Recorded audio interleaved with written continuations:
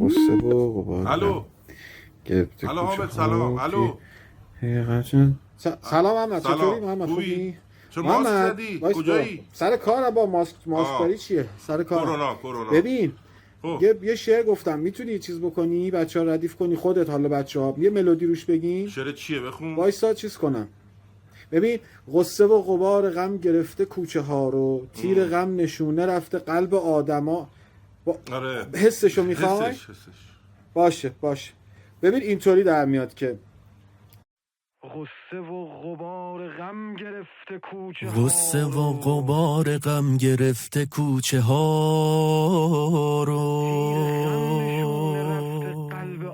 تیر غم نشونه رفته قلب آدما رو، ذره ذره برده از دل همه قرار رو، میشنوی ولی از آسمون همین صدا رو، میرسه دوباره مثل معجزه بهارو، میگذره زمانه بلند انتظارو، میشنوی دوباره استجابت دعا رو، آره میشنوی صدای مهربون یارو، بهار روزگار خستمون میاد، گره گوشای هار بستمون میاد، یه جمله اون صدای مهربون میاد، بهار تازه با اماممون میاد.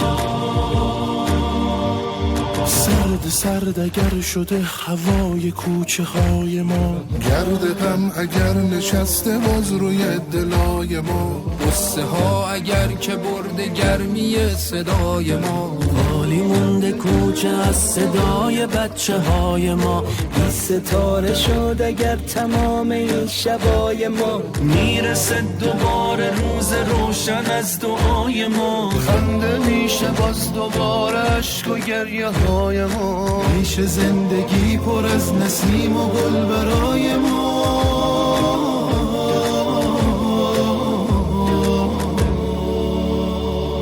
وقتشه که غم بره، که خنده گلش رو لبا، وقتشه که پرشه از صدای خنده کوچه ها، وقتشه به پیچ هر کجا دوباره این صدا، وقتشه خبر بیارن از خدا فرشته ها، بهار روزگار خستمون میاد، گره گوشای هار بستمون میاد، یه جمله اون صدای مهربون میاد، بهار تازه با اماممون میاد.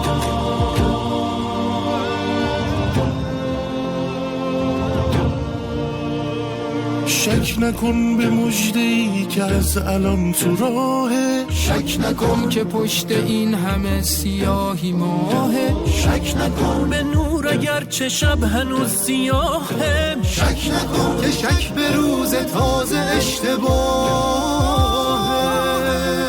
شک نکن میاد کسی که پشت و پناهه، شک نکن میاد عزیز مصری که تو چاهه، شک نکن میاد امام آسمون و با، شک نکن میاد قرار رفته دلا، شک نکن که سختی ها دوباره میشن آسون، شک نکن که میرسه میاد